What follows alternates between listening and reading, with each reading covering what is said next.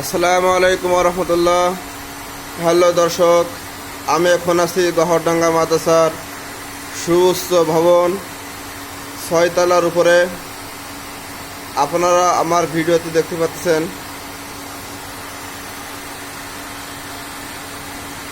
এটা হচ্ছে গহরডাঙ্গা মাদ্রাসার ছাত্রদের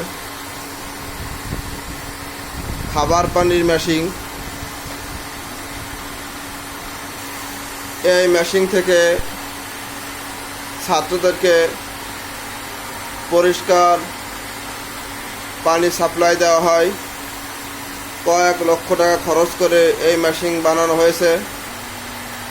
দেখেন, রাত দিন 24 ঘন্টায় এই মেশিন চলতে থাকে।